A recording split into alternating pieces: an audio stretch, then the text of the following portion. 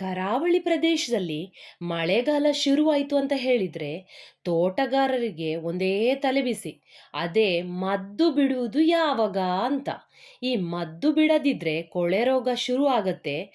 ಅದಕ್ಕೆ ಯಾವಾಗ ಮದ್ದು ಬಿಡಬೇಕು, ಎಷ್ಟು ಸಲ ಮದ್ದು ಬಿಡಬೇಕು, ಮತ್ತೆ ಮಳೆ ಜಾಸ್ತಿ ಬಂದರೂ ಕೂಡ ತೊಂದರೆನೇ, ಮಳೆನೇ ಇಲ್ಲ ಅಂದ್ರೂ ಆಗ್ಲೂ ತೊಂದರೆನೇ. ಮಳೆ ಜಾಸ್ತಿ ಬಂದ್ರೆ ಕೊಳೆ ರೋಗದಲ್ಲಿ ಎಲ್ಲಾ ಅಡಿಕೆ ಬೀಳಕ್ಕೆ ಸ್ಟಾರ್ಟ್ ಆಗುತ್ತೆ. ಇನ್ನು ಮಳೆನೇ ಇಲ್ಲ, ಬಿಸಿಲೇ ಅನ್ಕೊಳ್ಳಿ, ಆಗ್ಲೂ ಬಿಸಿಲು ಜಾಸ್ತಿ ಆಗಿ ಅಡಿಕೆ ಮರ ತಾಪಮಾನಕ್ಕೆ ಎಲ್ಲಾ ಅಡಿಕೆ ಮರ ನಾಶವಾಗುತ್ತದೆ. ಇಡೀ ತಿಂಗಳಲ್ಲಿ ಬರಬೇಕಾದ ಮಳೆ ಒಂದೇ ವಾರಕ್ಕೆ ಜಾಸ್ತಿ ಬಂದ್ರೆ, ಮತ್ತೆ ಮಳೆ ಬಂದು ನೆಕ್ಸ್ಟ್ 3 ದಿನ ಮಳೆನೇ ಇಲ್ಲ ಅಂತ ಹೇಳಿದ್ರೆ, ಅಡಿಕೆ ಮರಕ್ಕೆ ಮದ್ದು ಬಿಡಲೇಬೇಕಾಗ್ತದೆ. ನಮ್ಮ ಕರಾವಳಿ ಪ್ರದೇಶದಲ್ಲಿ ಯಾವಾಗಲೂ ಮಳೆ ಜಾಸ್ತಿನೇ ಇರತ್ತೆ. ಅದಕ್ಕೆ ಮದ್ದು ಬಿಡಲೇಬೇಕು. ಅಂದರೆ ಬೋರ್ಡ್ ಸೊಲ್ಯೂಷನ್ ಅಂದರೆ ಬೋರ್ಡ್ ದ್ರಾವಣ ಇದನ್ನ ಕೊಡಲೇಬೇಕಾಗ್ತದೆ. ಇನ್ನು ಒಂದು ಅಡಿಕೆ ಮರಕ್ಕೆ ರೋಗ ತಾಗಿದರೆ ಸಾಕು, ಆ ಕ್ರಿಮಿ ಇನ್ನೊಂದಕ್ಕೆ ತಾಗಿ ಉಂಟಲ್ಲ ಬೇಗನೆ ಸ್ಪ್ರೆಡ್ ಆಗುತ್ತೆ. ಅದಕ್ಕಾಗಿ ಮದ್ದು ಟೈಮಿಗೆ ಬಿಡಲೇಬೇಕು. ಈ ಸಲ ಉಂಟಲ್ಲ ಮಳೆ ಜಾಸ್ತಿಯಾಗಿ ಎಲ್ಲ ಕೊಳೆ ರೋಗ ಬಂದಿದೆ. ತುಂಬ ಜನ ಸಾಮಾನ್ಯವಾಗಿ ಮಾಡುವ ತಪ್ಪು ಏನು ಅಂತ ಹೇಳಿದರೆ, ಈ ಬೋರ್ಡ್ ದ್ರಾವಣ ರೆಡಿ ಮಾಡುವಾಗ ಕರೆಕ್ಟ್ ಅಳತೆ ರೆಡಿ ಮಾಡ್ಕೋಬೇಕು.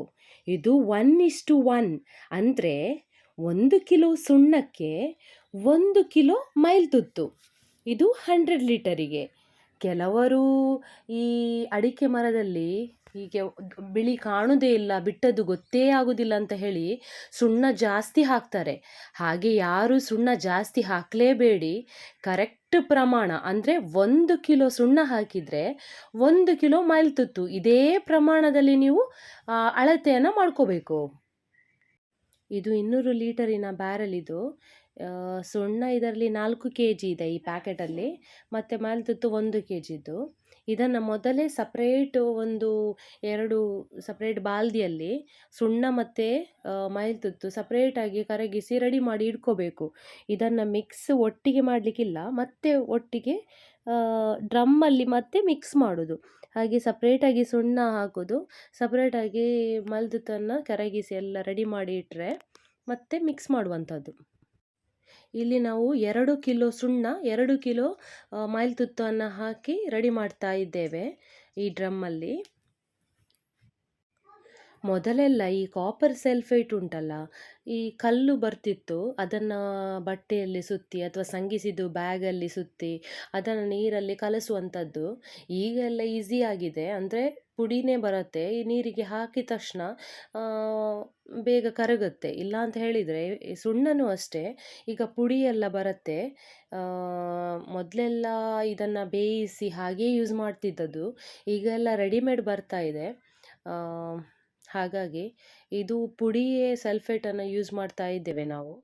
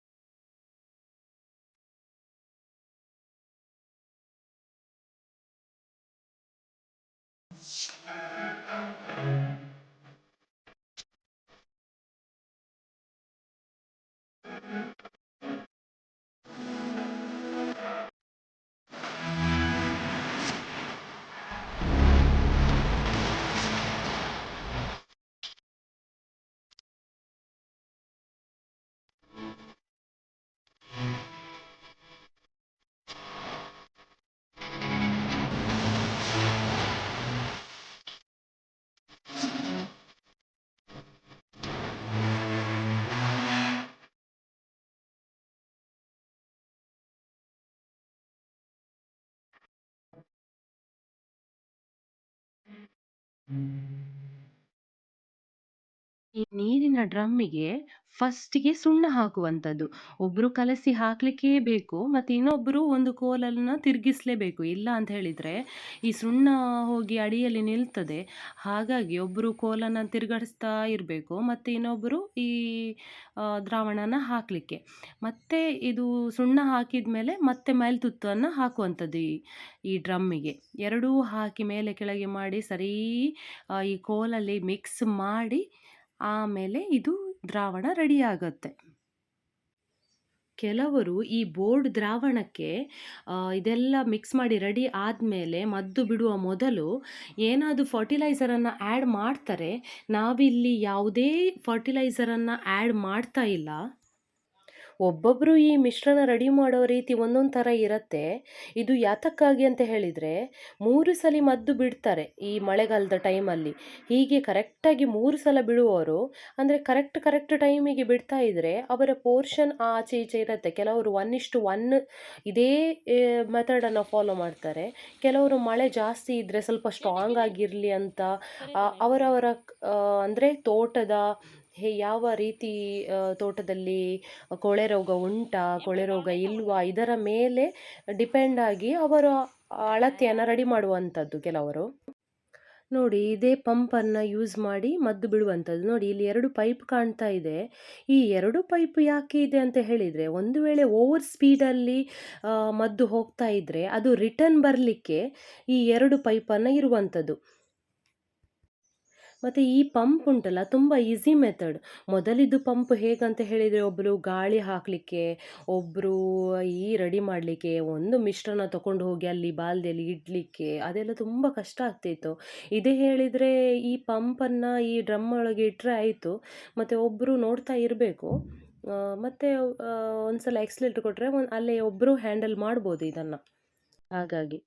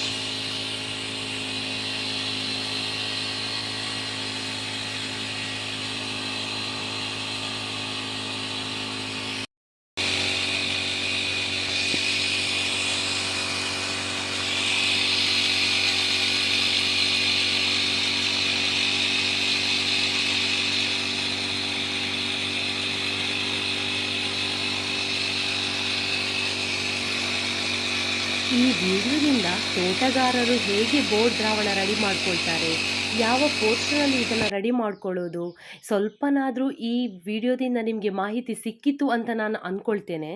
ಮುಂದಿನ ವಿಡಿಯೋದಲ್ಲಿ ಹೊಸ ವಿಚಾರದೊಂದಿಗೆ ಮತ್ತೆ ಸಿಗ್ತೇನೆ. ಶುಭವಾಗಲಿ.